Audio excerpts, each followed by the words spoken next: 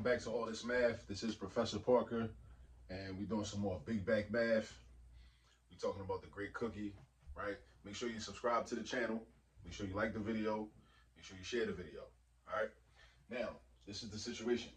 We're talking about how, like the great cookie has subscriptions that you can buy. Like you can buy like a subscription. It's like a 3-month, there's a great cookie of the month club, right? Where they'll actually ship to you a pound of cookies every month for 3 months, right? So it could be snickerdoodles, it could be fudge chocolate chip, it could be the oatmeal raisin cookies, or any of their flavors, right? It's called the Cookie of the Month Club. So it costs $87.60 for a 3-month subscription. So imagine you have young people in your family, students, they might be college students, you might want to look out, have them ship some cookies or whatever, every month. Or they go to Morgan, or they might go to Coppin, stay on campus, might go to Bowie.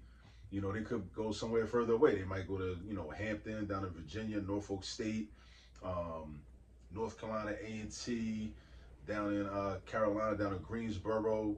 They might go to North Carolina Central. They might be in Atlanta at Morehouse or Clark Atlanta or Spelman or Morris Brown. They could be, they could be anywhere. So anyway, you could do this. It could be like a little gift or whatever. But let's do some math with this, right? So a couple things come to mind when I see this information, or when I first saw this information. So I said we can make a lesson out of this. So how much is this per month? If it's a 3-month subscription or a 3-month supply, and the total price is $87.60, how do you figure out how much it is per month? There's that word per. That word per means divide. When you see per, think division. You need to do division, right? So per, so that means we're going to do $87.60. We're going to take this $87.60 and divide it up into 3 equal parts. So that's the purpose of division, to answer questions like this. Because math helps us to answer questions. All right, so we got $87.60, and we divide that by 3. Now you can write a fraction bar, then write a 3 underneath, or you could have wrote the division sign next to it, horizontal, and then wrote the 3 next to that. But let's see, I could break out the calculator, but let's see if we can do this mentally. Let's see if I can do this mentally. So what I'm going to do is I'm going to take 87 and divide that up into 3 equal parts. How would I do that? I think of a number that's less than 87, that's a multiple of 3. So 3 times 20 is 60. It's more than that. So 3 times 25 is 75. And I'm verbalizing my thought process. Like I said, 3 times 20 is 60. So I need to get to a number that's close to 87. That's a multiple of 3. So I'm trying to get closer to 87, 3 times 25 is 75. Let's get closer. 3 times 30, that's 90. That's too much. So 3 times 90 is 30. Oh, but look, 3 times 30 is 90. If 3 times 30 is 90, and the difference between 87 and 90 is 3, then that means that 87, I ain't even know this. See? I ain't even know 87 was a multiple of 3. I ain't even dig it.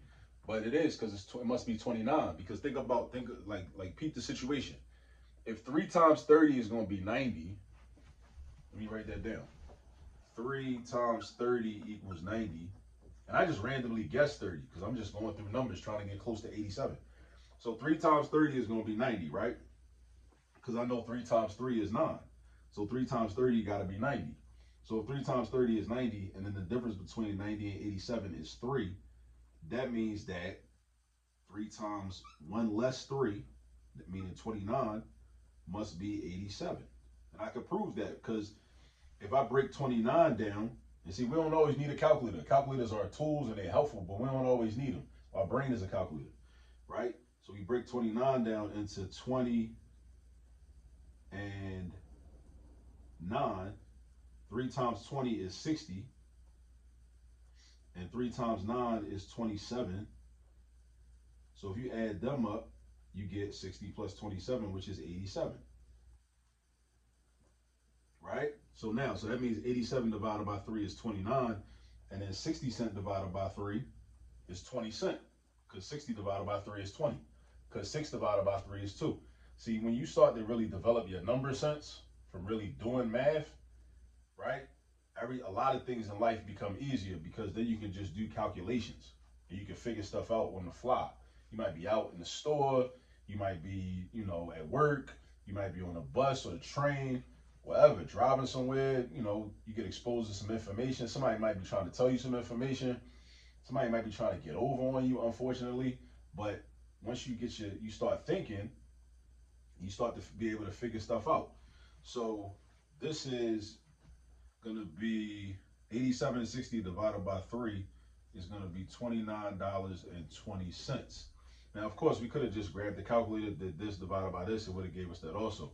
But we empower ourselves sometimes to do the math mentally. If you could do the mental math, that's even better. So that means that each month, the supply for each month is worth $29.20. But then I had a thought, right? So again, when we use math to answer questions, right? And I got like intellectual curiosity, right? I'd be curious about things. So if they mailing this out, I'm wondering about the shipping and handling.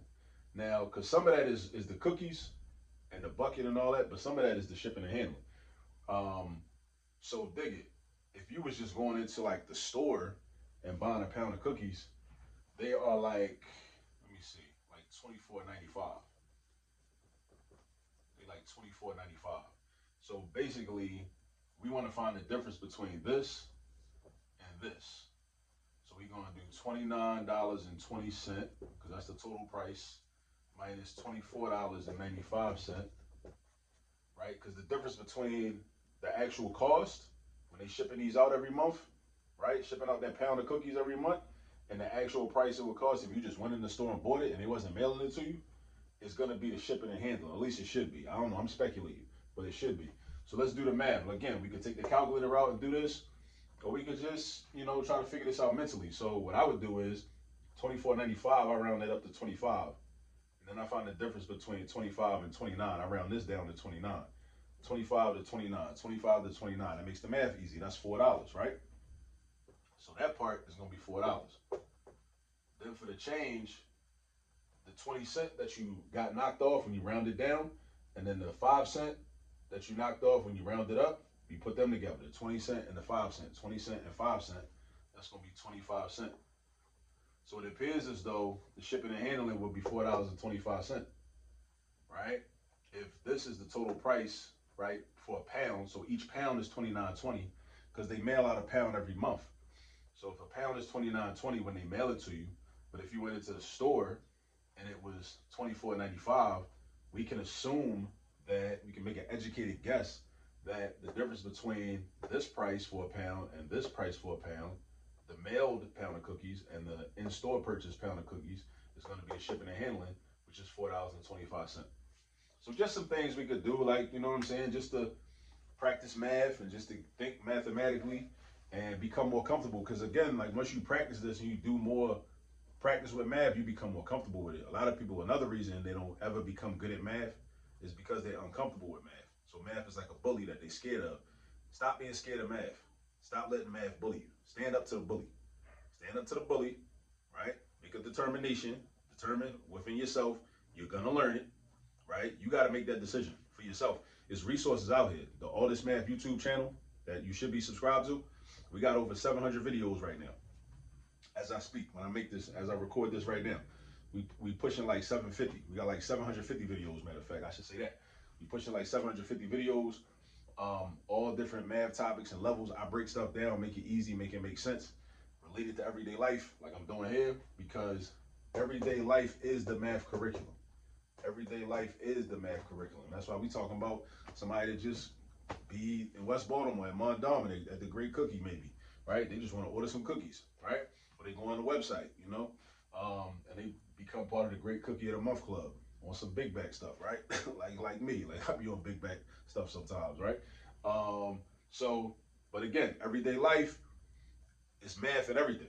So take advantage of the opportunities, and again, I see the math problems and everything. You might not see it. That's cool. But the more you practice and the more you start doing math, you're going to start to see it. It's going to like be all around you. You're going to start to recognize math problems all around you. I'm trying to tell you. So keep that in mind, and I'll see you on the next video.